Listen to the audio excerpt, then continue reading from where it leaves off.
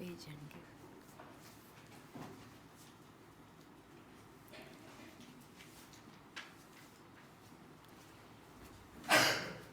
Om Shruti Smriti Purananam Alayam Karunalayam Namami Bhagavat Padam Shankaram Lokashankaram Shankaram Shankaracharyam Keshavam Badarayanam Sutra Bhashya Krutau Vande Bhagavantau Punah Punaha Ishvaro Gururatmeti Murti Bheda Vibhagine Vyoma Vadvyapta Dehaya Dakshinamurtaye Namaha Gukarastvandhakaro Vai Rukarastanivartakaha Andhakara nirodhitvat gururityavidhiyate Om Sahana Bhavatu Sahanau Bhunaktu Saha Viryan Karavavahai Tejasvinavadhitamastu ma Vidvishavahai Om Shanti Shanti Shanti.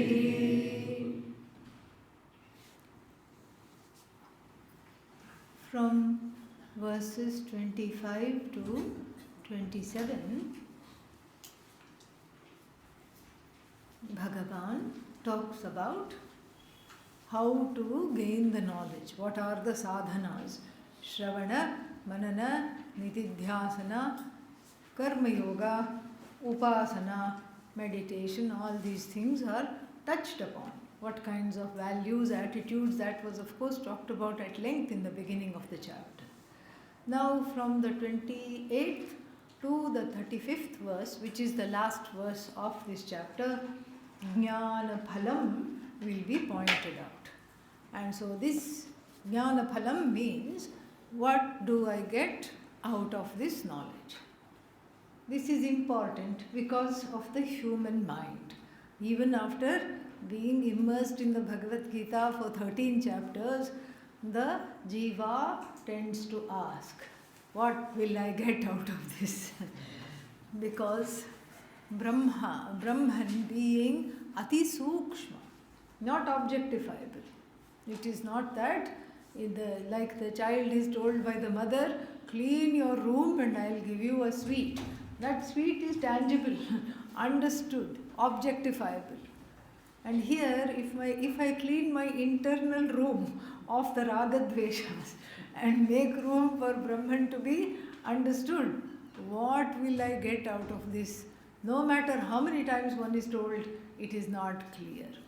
And even if one is told in the beginning of the chapter, since each chapter is a separate topic, at the end of the topic also it is reiterated.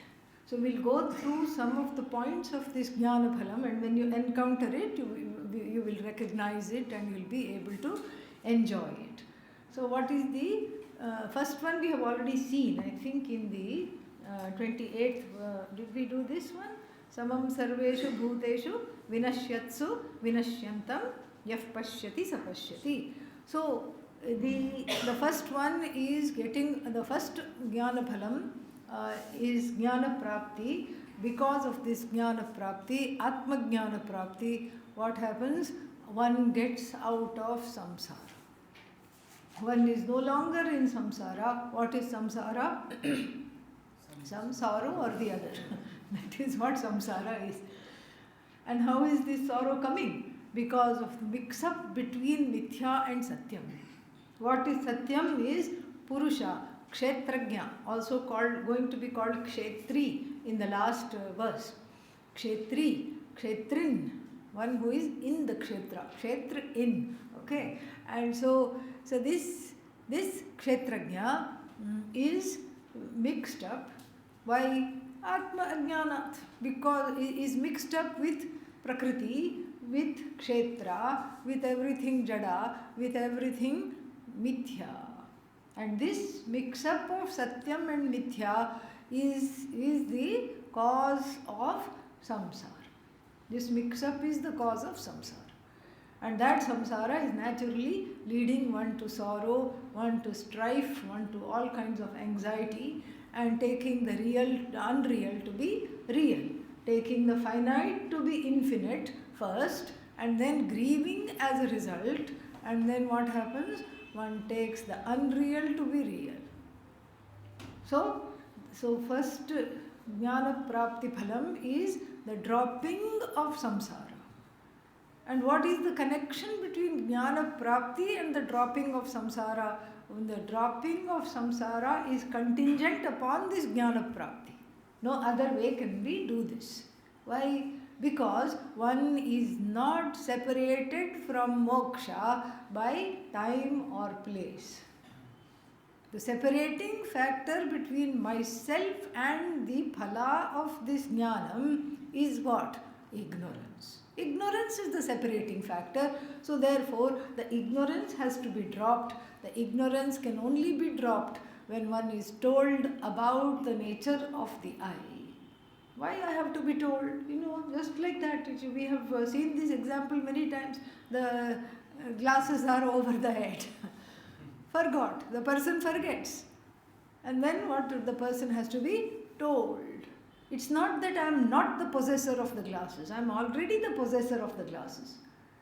And if I am already the possessor of the glasses, what should happen? I should know. But since I don't know, I have to be told. So, karmana, by karma, there is no moksha possible. Why? Because karma reproduces samsara, keeps the confusion going. How does it keep the confusion going?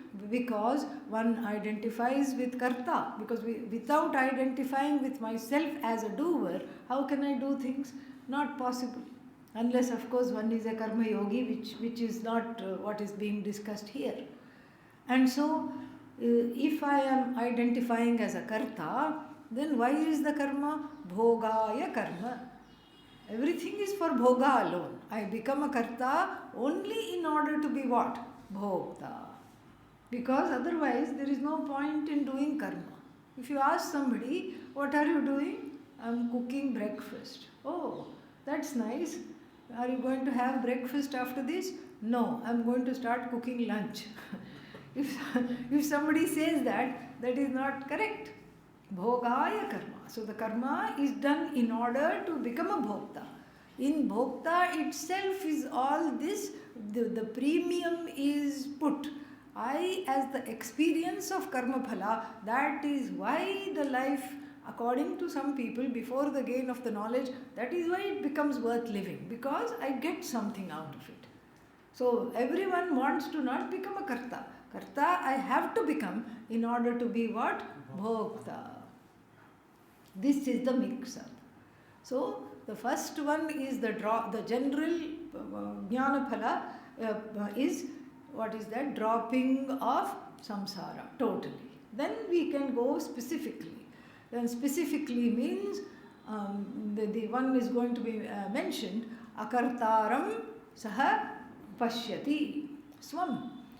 The person is able to see oneself as not a karta because of this knowledge. Why? Because one is trained as a result of intense shravanam to what? To identify as akarta. Of course, in the beginning we take it step by step, as we have seen, dedicate the results of action to who? Ishvara. And then after that say, I am not the bhokta, I am not the karta, because I am receiving the phala in the form of what? Prasada. That is one step. Then with the introduction of this vidya, especially the most delightful and acrobatic way it is presented in the 13th chapter, very tightly woven chapter with its beautiful topics, then one cannot miss this knowledge, and so one drops kartritvam. If one drops kartritvam, what else does one drop? Bhoktritvam. Next jnana prapti phalam, bhoktritvam. I do not anymore become an experience hunter. This is what one is before one is coming to this knowledge. I hunt for various experiences. So the regular person is an experience hunter in the sense that I want wonderful holiday with my family. So that's an experience. If there is a new restaurant opened, I want to go there and have that, whatever they have to offer. That is another experience. Then I want to go and try this new some game that has come out. That is another experience. New phone has come out. I want that phone. And interestingly, it's called iPhone. The identification is complete. So with Prakriti. And so then I want this phone. In America, when that new iPhone is released in New York, all the traffic stops. It's just horrendous. Traffic totally stops. Once we were at a conference, an interfaith conference, and I had to go along with 10 other people, 12 people we were. And so the first part of the conference was in one place, in a Buddhist temple, and the second part was going to be in a hall attached to a hotel or something like that. And we had to get there it was just a short 10-minute ride. And the organizers had organized a bus and everything. Then news came, new iPhone is going to be released, so we cannot go across. Because everybody is going that side, the Apple shop is over there. And then so we were wondering what to do. So we had to hire 3-4 taxis, and 4 people in each taxi, 4 taxis we had to hire, and then slowly go. And what took 10 minutes, what was actually a 10-minute ride, turned out to be a 45-minute drive. Because of this event. So this is how people are. These are all the experiences I want. Then the person, because of some punya working overtime, comes to what? Comes to Shastra. And having come to Shastra, also one wants special experiences. One wants spiritual experiences. But again, every experience is what? Finite. Experiencer, finite. Object of experience, finite. And the only thing that is infinite is the content, the truth of the experiencer. The status, I am the experiencer, goes away because it is displaced by the status, I am the doer. Correct? And so therefore, everything that goes away, we are discounting. What remains is the content of the experiencer, which is also the content of the experience.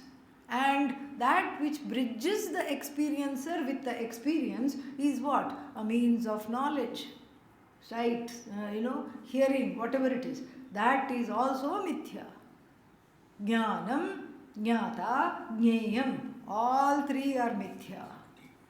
This Purusha takes on the form of the jnata, takes on the form of the jnanam, object of knowledge, takes on the form of the means of knowledge, eyes, ears, etc. And what is the Purusha? None of them. None of them. This is the second benefit, the dropping of kartritva buddhi and bhoktritva buddhi. Second benefit.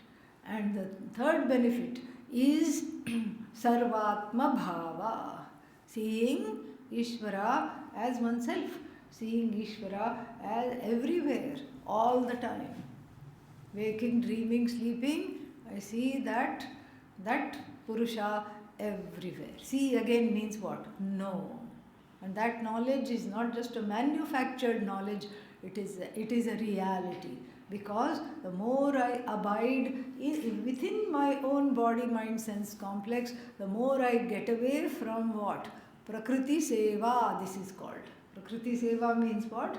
Tending to the achetana, tending to the vikari, tending to the, what else? Saguna, tending to mithya. Satyam is lost. This is called Prakriti Seva. Shvetashvatara Upanishad talks about this at length. What is this Prakriti Seva? So this is what it is. So there is in America one shop called Body Shop. Just for the body, one whole shop, huge. And what is in that? All colored bottles, everything. So how did I come to know? Because I was catching a flight. It was just a airport, one airport. I had to go from one gate to another. So I was running because I thought I would be late. I was walking very fast. And then suddenly some things started to fall on my head. Some, what is that? Confetti, cut up pieces of shiny paper. And then they said, oh, please stop. I was wondering what's happening.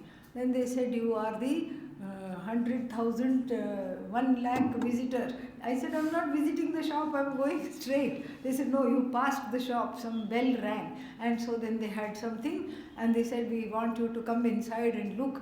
I said, that is the first time I actually looked when I was talking to the people. All these colored bottles. So then I said, may you make a lot of sale, and then went away. And then that's when I realized for every notion about the body, there is a lotion and a potion. Okay? Wrinkles are coming. Okay, there is a potion for that. There is a lotion for that. For every notion, there is a potion and a lotion, and then I keep getting those, and then what happens in the result? Purusha, bye-bye. Purusha is there, doesn't go bye-bye. But the mind goes away from that because the mind is focused on what is called Prakriti Seva. So I go away from this Prakriti Seva, and then that doesn't mean one has to stop bathing or brushing the teeth or doing other such drastic sadhanas, if that can be called a sadhana. So the non-doing also sometimes becomes a sadhana, I suppose. That is not the point. The point is to live in a balanced way. The body is a vehicle for moksha. It is a moksha yatana, not a bhoga yatana. Ayatana means it's a medium. It's a medium for moksha, so it has to be kept fit. So whatever it takes to show up to class every day, to do shravanam, to keep it fit, I have to do. I have to take pills, I take pills. If I have to do some yoga, I do some yoga.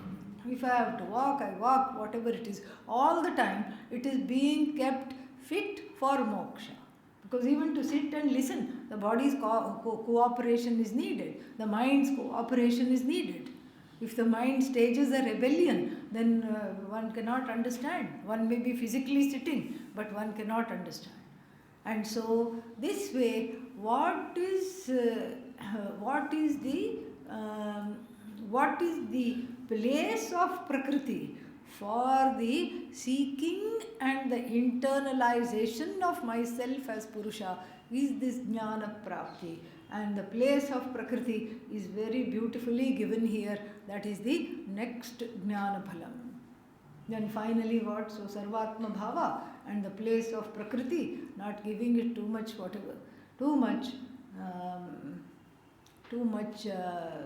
importance. And then finally, the much coveted ability that we see in saints like Pujya Swamiji and others to be able to live both realities, the empirical mithya reality and the paramarthika satyam reality at the same time. If this chapter can give, it will. If it is understood properly, it can give. So much coveted ability, because usually we have two continuums. Either one is mired in Prakriti, Kshetra, etc.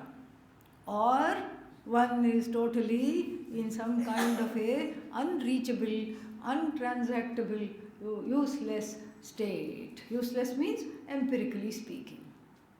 So who are you? If somebody asks, what are you? Who are you? That's not the time to say, I am Nirguna, Chetana, what else? Nirvikari and Satya, I am that Tattva. That is not the time to say that. While knowing that, I should be able to say that I am such and such a person. Knowing full well that I am such and such a person on the level of the of the world, it is cognitively, it has been dismissed. Even while, because it has been dismissed, I can say, I am such and so, because knowing it is mithya. And so the much coveted, and Puja Swamiji used to do it with so much ease. He would be with you laughing, talking and everything, but never swerve away from his nature.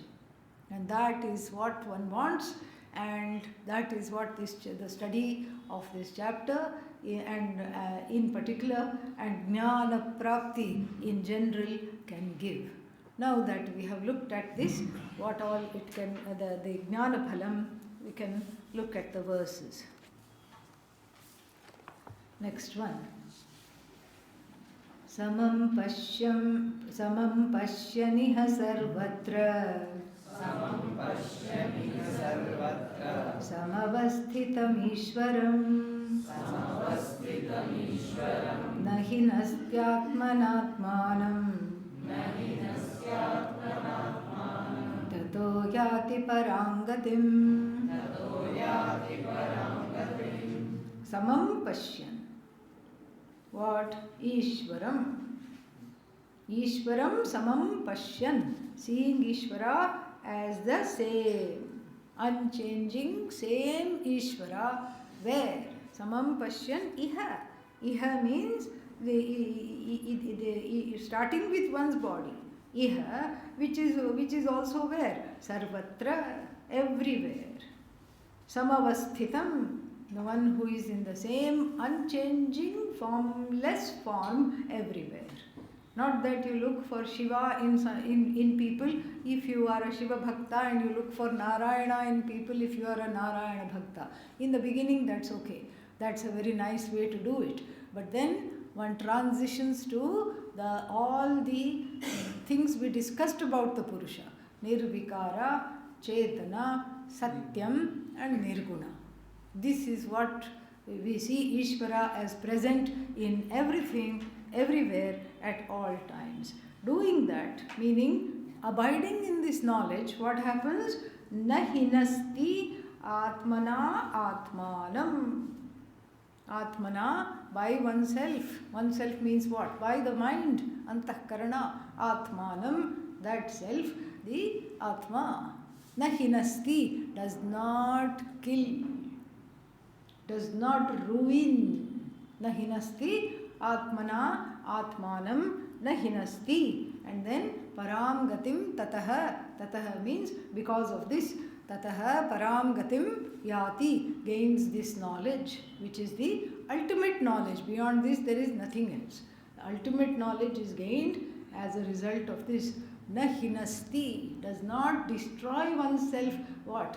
By oneself. So this is a very important mantra, very important verse, because it speaks directly to the words in the Upanishad. We have a word Atmaha. Atmanam hanti iti Atmaha.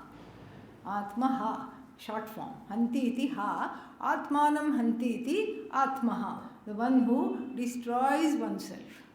It's a form of a rank self-sabotage. That is what is called killing oneself. And so in the third verse of the Ishavasya Upanishad, we get this. Asuryanamate loka andhena tamasavritaha tagaste pretyabhigachanti ye kecha atmahano janaaha. Atmahanaha, plural. Atmahano janaha asurya lokaha. These people who do not know this, know this knowledge, go to some difficult situations after departing from this body. Why? The search is still on. The search has not been completed. And not only the search has not been completed, the search has not even been started. Forget completed.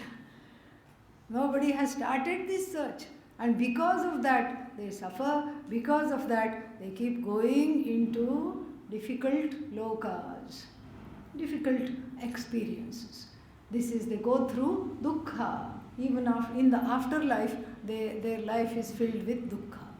Again, in the Viveka Chudamani, we have this word, Atmaha. Labdhva kathanchit narajanma durlabham tatrapitvam shrutipara darshanam. Then, यह आत्ममुक्तयेन यतेत मूढ़धीः सह्यात्मः विनिहन्त्य सद्ग्रहात्. Labdhva kathanchit, somehow getting what? Narajanma durlabham. Durlabham means difficult to gain human birth somehow. Get crashed into a human life. Some punya fructified at the last moment and the person was granted a human life. And then what? Wasted it. Did not pursue the Shruti, did not look for a teacher, did not look for this knowledge. Then asadgrahat. Then if you don't look for sat, then what are you catching? Asat. Asadgrahat swam atmanam vinihanti.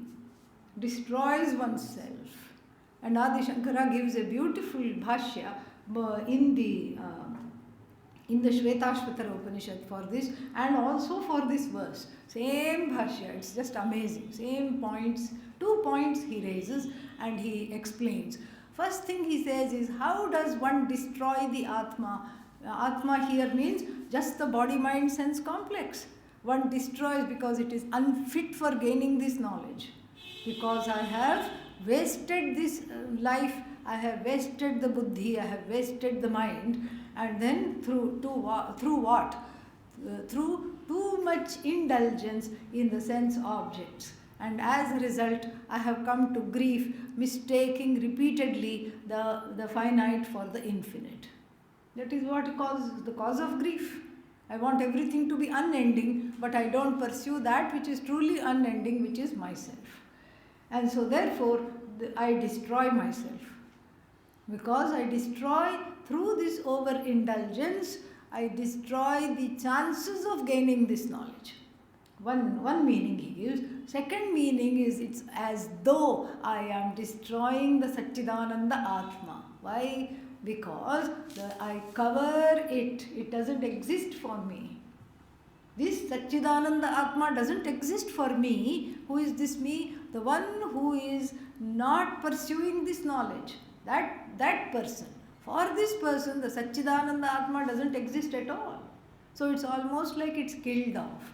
These 2 meanings he gives. So here also the person, it's put positively, nahinasti, does not do this self-sabotage. Sitting on a tree and sawing off the limb upon which one is sitting. This person does not do. Why? Because the person has gained this knowledge and sees the form of the Lord, the formless, nameless form of the Lord in oneself and everywhere else either, and then gains the ultimate end. Further, prakrityeva cha karmani kriyamanani sarvashah yah pashyati tathatmanam akartaram sapashyati. So how to get this samam pashyan, how to not destroy the self is given here. Prakriti evacha karmani kriyamanani sarvashah. The one who sees that all actions are being performed all the time in all ways, what? By Prakriti, not Purusha. Prakriti is the one that is the actor. Purusha, akarta. Prakriti, karta. So this distinction is known. But of course, this is the end of the vision. This cannot come in the beginning. In the beginning, one has to study dharma, all these things. Otherwise, what will happen? It will be every serial killer's defense. I didn't do it, Your Honor. Prakriti did it. Not me. I haven't done anything. It's Prakriti who did it. Prakriti should be punished. And what will the judge say? Yes, I am putting your Prakriti in jail. Yeah. So this is what happens. So dharma, Vedanta cannot be an excuse to do transgression of dharma. That's why dharma is the first purushartha. That has to be under the belt. That has to be accomplished. So this is not applicable to every Tom, Dick and Harry. Okay? Yeah, so this is not applicable to everybody. This is applicable only to the person who is a sadhaka and who has gained this knowledge, or who is in the process of gaining this knowledge. And so for them, what do we say? We say that we remind ourselves and all the sadhakas, what do we say? That one is not a doer. Who is the doer? Prakriti is the doer. This is something which is, which is told to an 8-year-old child during Upanayanam. I am not the doer. Naham karta. Naham karta. Naham karita. I am also not engineering indirectly, causing anybody to do. Then who is the karta? Kamaha akarshit. Kama made me do it. Manyuhu akarshit. Kamo karshit. Manyur akarshit. Kamah karta, naham karta, kamah karayita, naham karayita. I am not the doer. This 8-year-old child is told. During the Upanayanam, the thread ceremony, this child, it is told to repeat. So from the young age, even before the study of Vedanta, during Gayatri Upadesha, this teaching is already given. Anger is what? Prakriti. And then desire is what? Prakriti. Everything is Prakriti. Because it's all happening in the mind, in the emotions, etc. This is not, there is a separation. There is an I that is safe, that is secure, that is untouched, that is sacred. And that is who I have to identify with. So this is Prakritehe Kriyamanani. And also so there is a similar verse, 328. I remember the verse, the number, but I don't remember the verse. Let me look at it and we'll see that.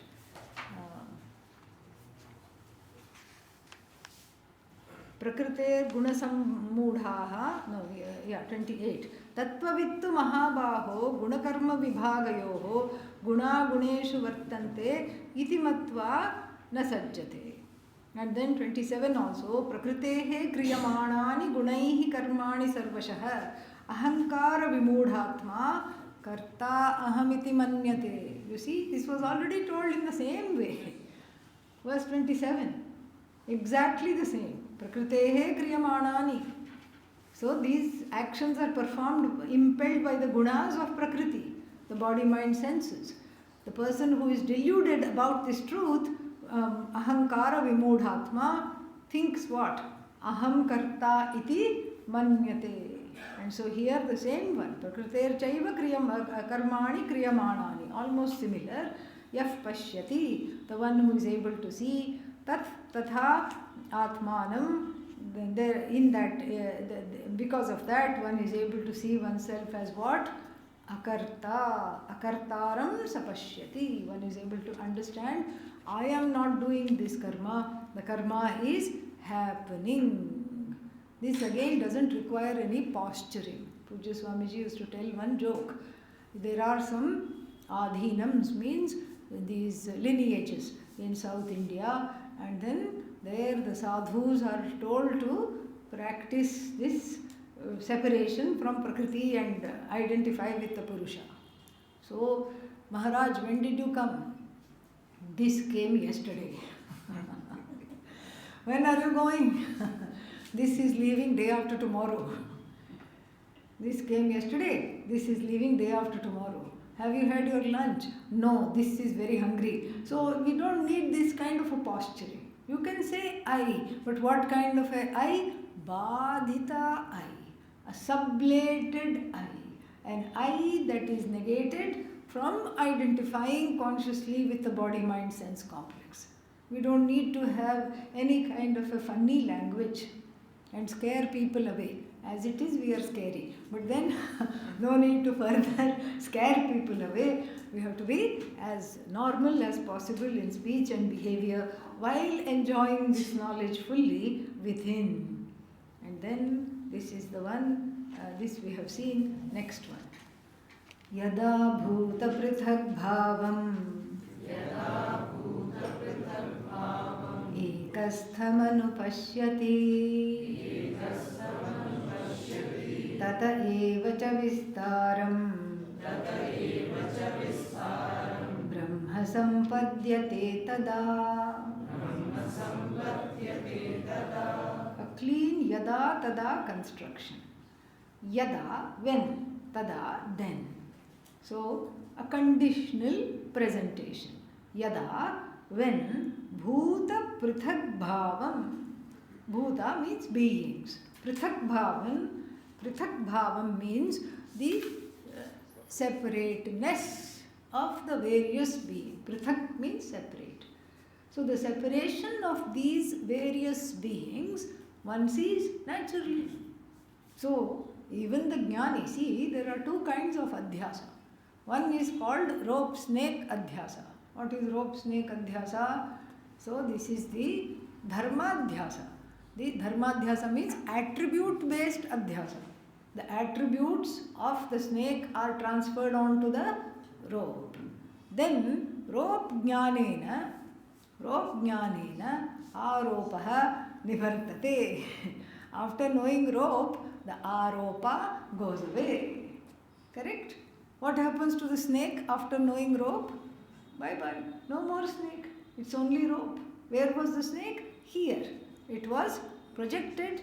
It was withdrawn. Now all I have to deal with is a harmless rope. But certain adhyasas are not like that. Now I know, after attending 4th standard geography class, I know that the sun neither na udeti na astameti, does not rise, does not set. So when I look at the sunset, what am I seeing? I am actually perceiving a kind of an illusion created by the movement of the earth, not the sun. Correct? Yeah. So as soon as I know this, sunset stops. Does it? No. This is called jnanadhyasa. Jnanadhyasa means jnanenaiva adhyasaha nivartate. But the dharma continues. Sunset dharma with all the wonderful colors, red, yellow, orange, purple, wonderful colors, continues. The perception continues, but the jnana is different. Correct? And so here also, once the adhyasa that everything is separate is removed, then what happens? The jagat does not become one khichdi. The separate beings, their bodies, their minds, their senses continues. Why? It is Ishvara Srishti. Ishvara Srishti, you cannot mess with Ishvara Srishti. You cannot have any effect on Ishvara Srishti. Whereas the snake rope is Ishvara Srishti or Jiva Srishti? Jiva Srishti. That is why there is the dharma of when the dharma of the snake is withdrawn, the rope shines, the snake goes away. Because the rope snake is not just mithya, it is mithya within mithya. The word for that is pratibhasikam. It's a subjective reality called Jiva Srishti. It's a subjective reality. When the subjective reality is withdrawn, then I am firmly in the empirical or objective reality. That is what is the difference. So both cases it's a mistake. It's a mistaken superimposition, so to speak. On the sunset also, what do I mistake? I may mistake the sunset to be real, and I mistake the snake to be real. In the snake instance, the snake goes away because I created the snake, I withdrew the snake. Jiva Srishti. And then when I understand that the sun does not set, nor does it rise, the sunset does not, the appearance of the sunset. And many such examples we can give. Blue sky, sunset, sunrise, all these things do not go away. Do not go away. Why? Because I did not make them. They are Ishvara Srishti and projective power of Ishvara's Maya, Maya Shakti. And so Maya Shakti here for Ishvara is what? All knowledge. She who is all knowledge has projected this. I cannot unproject this. But still, inside I know. In my heart, because of the Avarna has gone. Avarna, which is the problem of Maya, the shadow side of Maya is Avarna as it pertains to the Jiva. As it pertains to Ishvara, Maya is all knowledge. As she pertains to the Jiva, Maya is ignorance. That ignorance is called Avarna. That Avarna is removed through what? Atmajnana. What remains? Vikshepa remains. Vikshepa will not go anywhere. The Avarna, the Avarna which caused me to get frightened of the Vikshepa is gone. Vikshepa remains for me to enjoy as a glory of Ishvara. Ishvara Vibhuti, glory of Ishvara. And this glory of Ishvara I see everywhere. I see in everything. I see all the time. This is what I see. This is what as a jnani one sees. One sees Ishvara everywhere despite the differences. Despite the differences, I know that it is all one. Just like out of the same atta, you can make what? Chapati. And then you can cut it into pieces and then small, thin lines. And then what? Make pasta. Same thing. Same atta. What else can you make? You can make dal bati. And then you can make so many things. Same flour. You can make it into a variety of things, cuisines from all over the world. But the chef knows it's the same ingredient in everything in various forms. So, bhuta prithak bhavam. So, all the bhutas, what? Pasta bhuta, and then chapati bhuta, bread bhuta, and all these things. In and through all these various bhutas, ekastham. Ekastham means it is all having its root in one truth alone. What is that? What is the truth? Arey, we are talking of example. Atta. Okay. Ishvara ko atta bana diya. So, we're talking of drishtanta. Then we will go to darshtanta. What is example? So what is it? Flour, atta. This is just what is that called? Wheat flour, whole wheat flour. That is what we are talking of. And then what is it exemplifies? So everything in and between various bodies, various minds, various charatmakam jagat. What do I see? Now don't say atta. Ishvara. Now what do we see? Ishvara. Ekastham, that one root of everything, the one truth, the one root of everything I see everywhere. Samam pashyati. Why? Atmajnanena. And jnanadhyasa is removed. Jnanadhyasa removed. I don't have to remove anything else. I just have to see that in and through everything, ekastham, that one truth, one atma. Tataha eva, from that alone cha vistaram. Vistaram, that's why I gave the atta thing, Vistaram means that from that alone is the increase, the projection. That same atta is pulled and made into pizza. That same atta is pulled and made into something else. Various cuisines. And so like this, that same Ishvara Tattva, that same Bhagavan, that same Satchidananda Atma alone, out of which everything has come, what we have to add a big as though. That is what one sees. Yaha pashyati, anupashyati. Anupashyati means according to how the Shastra is taught.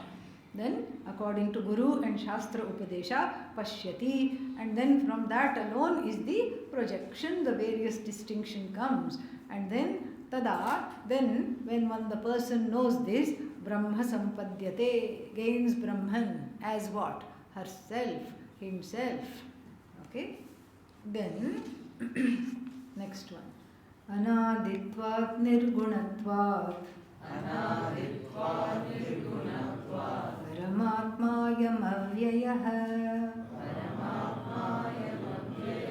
Sharirasthopi kaunteya Nakaroti na lipyate. So these two descriptions of the Purusha are right here. Anadi and then what? Nirguna. This is the description of Paramatma. And one more. Nirvikari is brought in, but the word is different. Avyaya, unchanging. Nirvikara, same thing.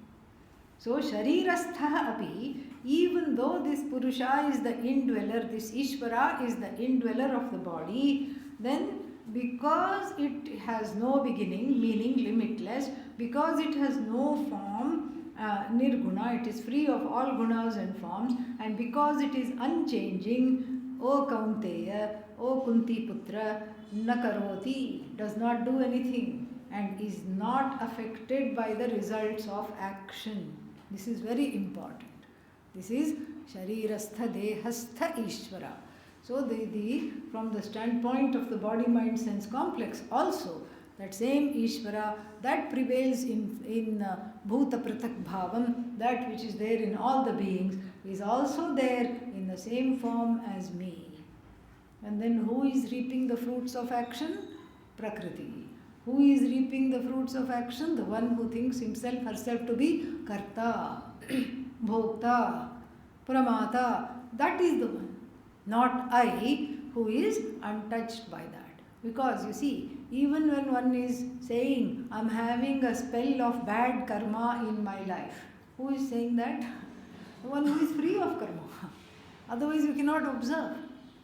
If you are mired in the karma, totally, if the whole person is mired in karma, you cannot be the observer.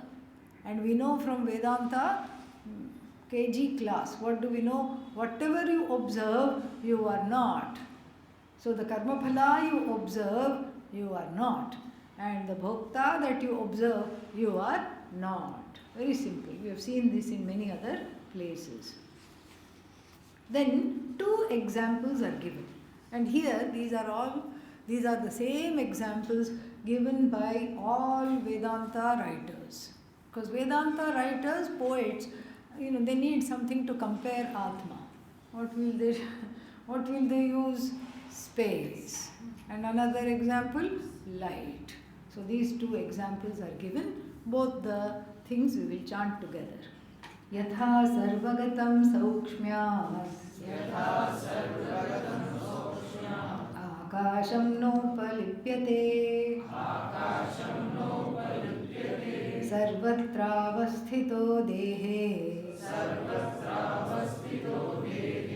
Tathatmanopalipyate Yatha prakashatyekah Kritsnam lokamimam ravihi Kshetram kshetri tatha kritsnam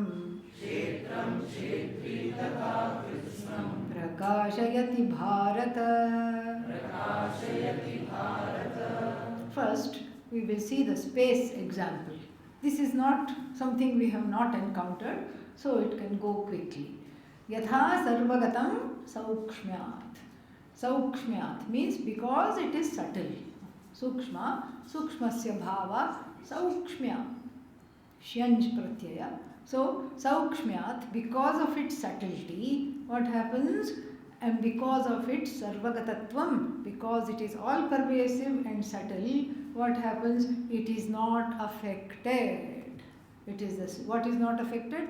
Akashaha na upalipyate. We can't have space pollution. We can have only air pollution. And how to We can demonstrate this. How to demonstrate this? Take the pot, keep garlic in it, shut the mouth of the pot. Okay? And after 10 days, remove the garlic and then what? Smell the pot. What are you smelling? Garlic. And where are you smelling it? In the pot. And then we are very quick to conclude that the space smells of garlic. Pot space does not smell of garlic. What smells of garlic? The pot itself has absorbed it, or the air inside the pot smells of garlic, not space. Space is not likewise affected by rain. When rain comes, the space doesn't borrow a towel to dry itself off. This is what the Panchadashi says in chapter 8. Maya megho jaganneeram varshatu esha yada kada chidakashasya kahanihi kolabha iti gatihi iti sthitihi. Sthiti means the knowledge. That in which one has to abide is what? Like understanding that Maya is the clouds. Maya is this dark cloud full of pregnant with rain. If Maya is the cloud, what is she giving birth to in the form of rains? Jagat. Maya rains the Jagat. And then everybody runs helter-skelter in search of umbrella and raincoat, etc. and to shelter from the rain. Only the Jnani is not affected. Why? Because the Jnani says, I am like Akasha, except I am like the Chit which is Akasha. I am Chidakasha. Chidakashasya kahanihi. Does the Chidakasha melt because of the rain? No. Is the Chidakasha become much more happy because it is standing in the rain and it was dehydrated and now it is all nice and wet? No. Kolabha iti jnana sthitihi. This is the jnanam that is talked about. Then the next one. So similarly, what? Sarvastra avasthitaha dehe, even though abiding in all states in the body, space is not affected. When you say, I am hungry, stomach space is not hungry. You are hungry. Similarly, outside also space is not affected. Similarly, in the body also, Atma is not affected in any way. Then the next one is light. Same idea. Yatha prakashaha ekaha kritsnam lokam imam ravi prakashayati. So one Ravi. Ravi means what? Moon. Sun. Okay, yeah. So, just like one sun lights up the entire world of names and forms. One sun. Similarly, a very nice word here. Kshetri. The kshetrajna. Kritsnam kshetram tatha prakashayati. The kshetri, the kshetrajna lights up all the fields of operation, all the fields of existence, everything.